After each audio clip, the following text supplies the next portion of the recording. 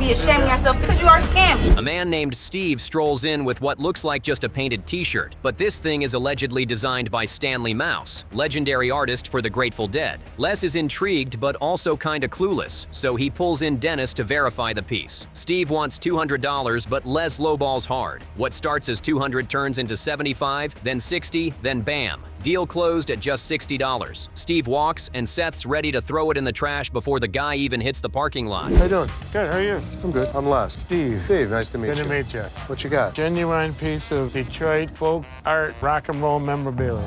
Ashley has no idea what's coming when a woman storms in demanding free cash. And I mean storming. She claims the store sign promises her free money for bringing a friend. Seth tries explaining it's just a 30-day interest-free loan, but this lady isn't having it. She screams, curses, and then another woman just jumps in from the sidelines like it's a tag team match in WWII. I swear, security was probably 5 seconds away from grabbing folding chairs.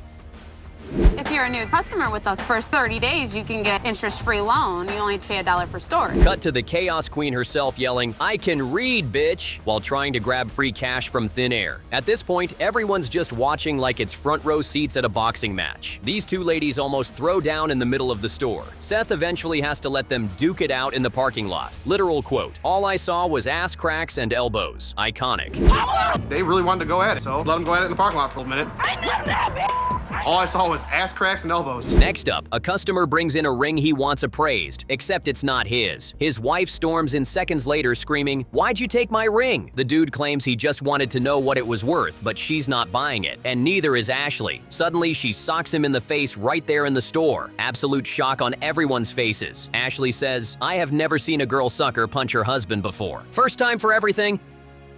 So what can I help you with today? Got this ring right here. I wanted to get it appraised, see how much it might be worth. Right when things start to cool down, Les gets approached by a guy pushing what looks like a portable washing machine. But plot twist, it's a wine press. Yep, this man tried to pawn off a wine press as laundry tech. Les calls him out on the screws being brand new, but he still offers $5 for the thing. The guy takes it like it's a stock trade win. Seth is mortified, but Les is pumped. We got a deal. What is it? It's a washer. It's a washing machine. How do you put the water in it? Well, back in the day, well, basically, I can show you how it works. Now here's where things get crazy. Rich realizes that Les's $60 t-shirt isn't trash, it's actually the real deal. Stanley Mouse, one of a kind, hand-painted. Rich tells Les this could be worth big money. They do a quick online search and suddenly everyone's eyes go wide. This might be Les's wildest win ever. They make the dollar holler. I got underwear that are 100 carats. Looks like that watch. I'm mad.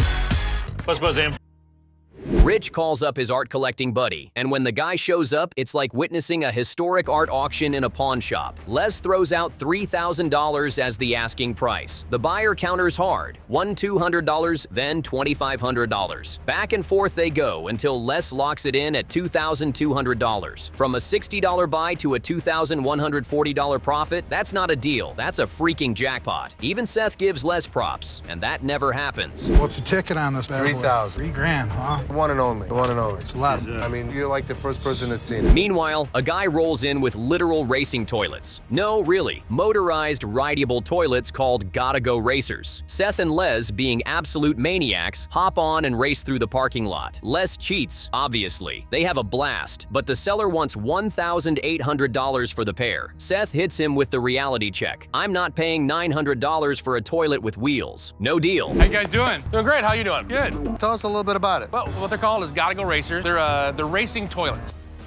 Then, pure chaos erupts again. A woman storms in, claiming her boyfriend pawned her TV. No ticket, no name, no proof. She just knows it's here and she's not leaving without it. Ashley calmly tells her she needs a police report, and that sets her off. She starts banging on the windows and even tries to steal an orange parking cone on her way out. Excuse me. Hello? Yes, my boyfriend pawned my TV, and I need it back. I don't got no slip or nothing, but I need my TV. Ashley tries reasoning with her, but the woman just doubles down. "I want my TV off this bitch." Security has to escort her out as she threatens everyone in sight. She even tries to wedge the cone into her car like it's some grand prize. Ashley deadpans, "You're gonna take a cone from my property and put it in your trunk? You can't make this stuff up." Hi. Big ass off me. Have a good day. Whatever, bitch.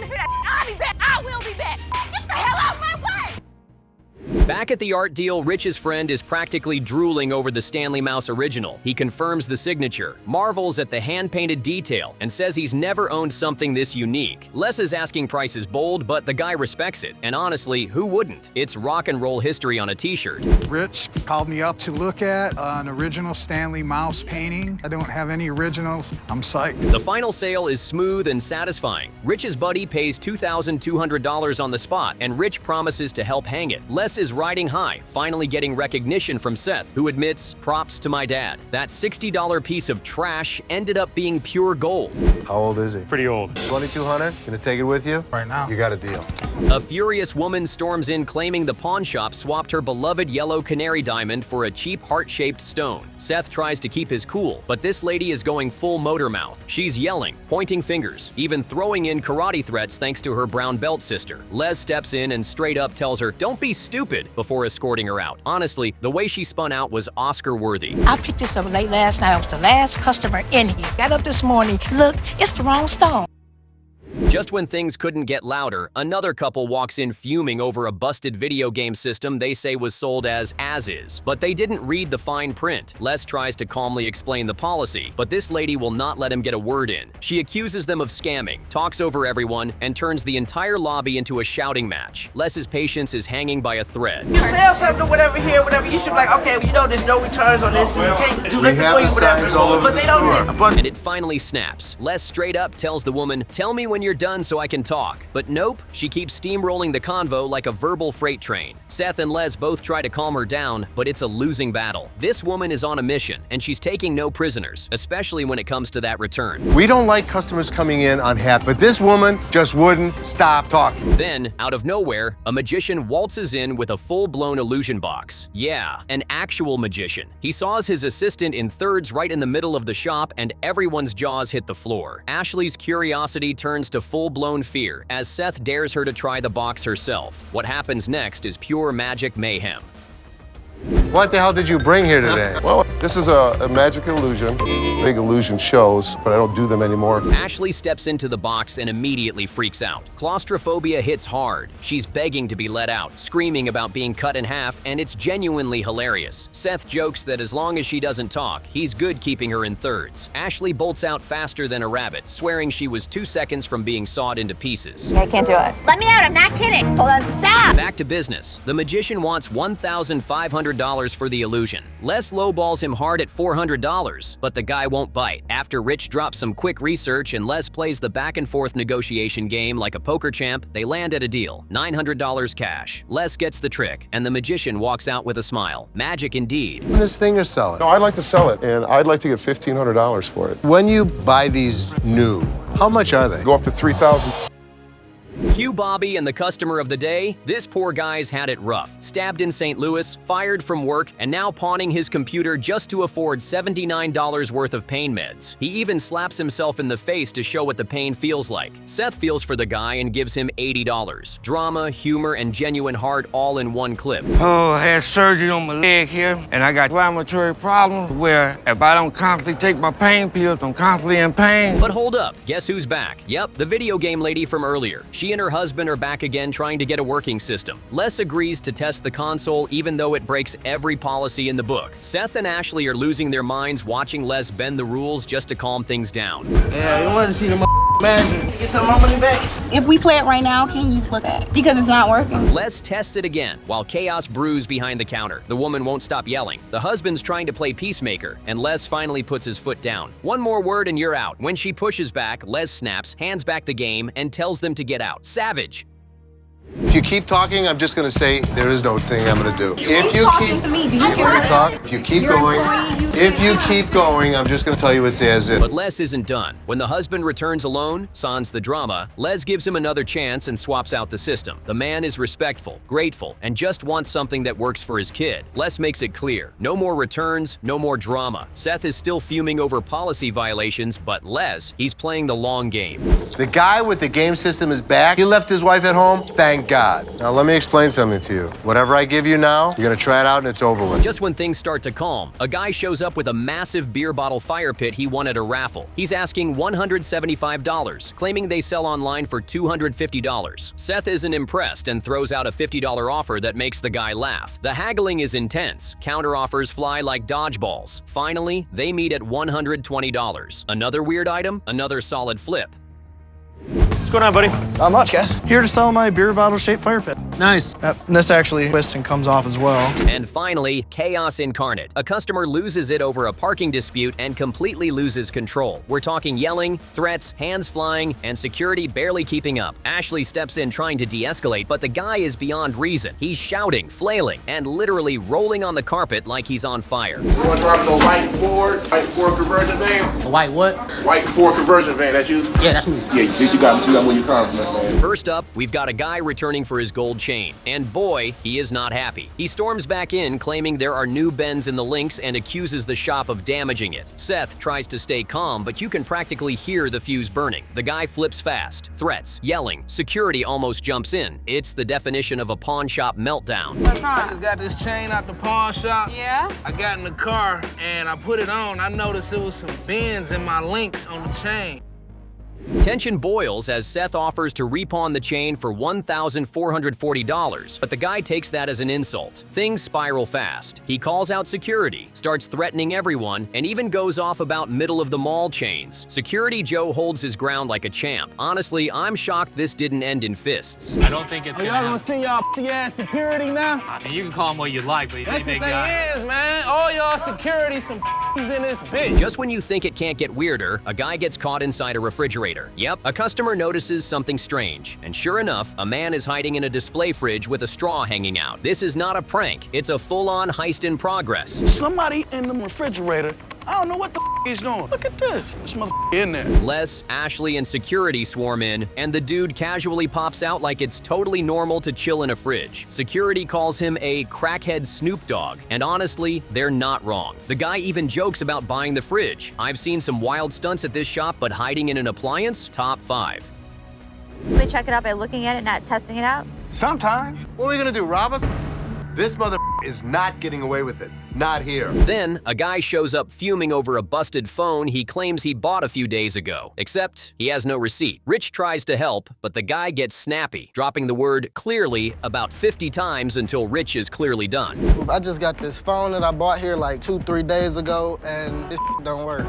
The camera don't work. It freezing and like that. Rich finally calls him out for lying, and it gets hilarious. The guy tries to pin the sale on a random employee. Rich fires back with goatee jokes and shuts him down hard. He even assigns his goatee as the manager. I swear, this roast session deserves an Emmy. Yeah, I'm not the one being ridiculous here. Clearly, he can't come up with a receipt. And if he said clearly one more time, I was gonna clearly have to knock his freaking head off. Back to business. A guy walks in holding an actual bear trap. Les is shook. He compares it to King Kong's circumcision tool. The seller says it's 50 years old and illegal. Les is intrigued but passes when he realizes no one's gonna buy an illegal steel jaw. Still, points for drama.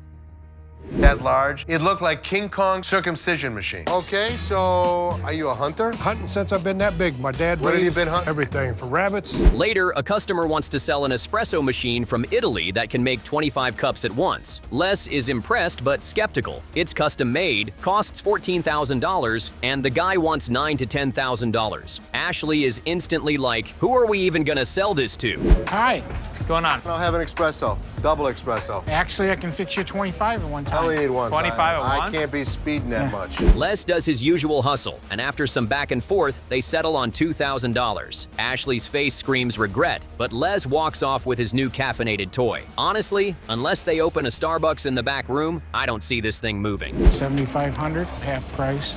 You know, it's very cool. My dad and my brother combined don't know how to make a pot of coffee. Now comes the wildest twist. Les gets a call. The shop was broken into through the roof. That's right, someone peeled the roof off like a tin can and dropped in Mission Impossible style. The security footage shows two guys in and out in under 45 seconds. Unreal. Really? Are you kidding me? I got a call from Bobby J on my way to work. He said it looks like somebody broke in last night. Bitch.